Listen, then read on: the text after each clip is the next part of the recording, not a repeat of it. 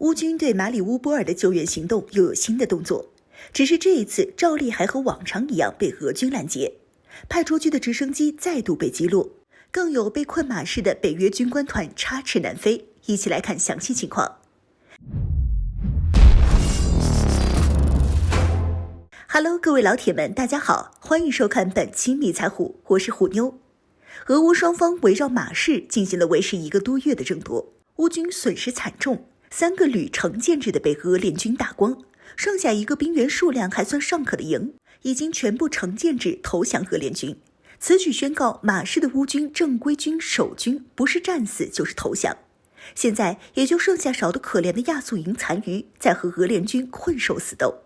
可以这么说，现在马市的主要城区已经恢复了正常的生活，加上俄军提供的数百吨人道主义救援物资，马市百姓暂时可以说是处于俄军保护之下，生命安全没有受到严重威胁。现在也就是亚速营把持着马市南部的废弃工业园区，以钢铁厂为主，这个地方没有多少平民，俄军在此地可谓是解除了限制，放开了打，重炮、火箭炮、温压弹全部上阵离地，反正就是重火力全面打击，基本上将钢铁厂打了个底朝天。不过对于亚速营的打击有限，毕竟亚速营现在也没剩多少人，而且又零零散散地分散在南部钢铁厂的数个角落，这就导致俄军的重火力严重过剩了。不过值得注意的是，就在亚速营残余濒临覆灭的同时，4月4号，乌克兰方面又一次派遣了直升机前来执行救援行动。但是这种自杀式的救援行动被俄军立刻挫败，俄军使用防空导弹击落了2架执行撤离任务的米8直升机，这宣告了乌军的第4次撤离行动全部失败。那么马市到底有什么样的大鱼，才能让乌克兰军方不计伤亡的连续派遣直升机前来救援呢？此前按照东乌民兵的说法是亚速营的指挥官，乌克兰当局因为不愿意亚速营指挥官被俄军俘虏或击毙，所以使用直升机打算将其撤离出马市包围圈。不过后面俄媒披露，乌克兰之所以这么急切想要执行撤离任务，原因是因为北约的一个军官团在马市滞留，乌方的首要撤离目标是这些人，而不是什么亚速营指挥官。第一次的撤离行动是从西乌地区派遣直升机，以掠海飞行的方式，企图通过俄军的防空部队盲区进行救援，但是依然没有逃过被击落的命运。1架米8直升机被俄军击落。第一次失败后，第2次撤离行动立即展开，这次出动了2架米8直升机执行任务。中途飞行员不愿意执行这种毫无意义的送死任务，因此驾驶飞机返航。而乌克兰方面也是没有打算放弃，随即准备第3次救援行动。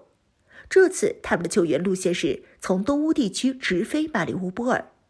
虽然路程短，但是要突破俄军的防空网才能成功进行撤离任务。可见乌方也是急眼了，迫切要协助这些找惹不起的洋大人撤离。俄方这次学精了，没有直接将执行任务的这2架米8直升机全部击落，而是把这些直升机放入马市，接走重要目标后再将其击落。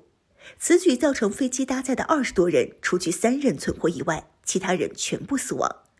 根据东乌民兵事后的查证分析，这些人包括亚速营中高级指挥官和不明身份西方人士。此次救援行动失败后，乌方于4月4号再次出动了2架米8直升机进行撤离任务，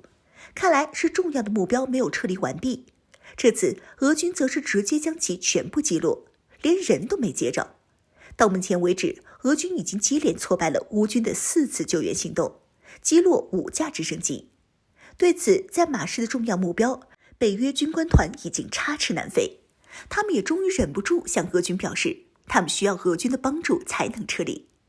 根据俄媒的报道，来自英法德瑞4国的北约军官在马市正在与俄罗斯军队联系，他们要求俄罗斯帮助他们安全地离开马市，而这些人就在钢铁厂和亚速营混迹在一起。对此，俄方的表态是所有人放下武器，俄方将确保所有人的生命安全。不过虎妞估计这不太可能，钢铁厂的亚速营都是死硬分子，宁愿战死也不投降，因此指望亚速营投降，北约军官团因此脱身的想法有待商榷。不过一旦俄军进行最后的总攻，炮火的确很可能波及北约军官团，不过这也是报应。北约军官团可能也没有想到，自己在战前跑到马氏拱火，教乌军如何同俄军作战的时候会有今天。这一切都是其咎由自取。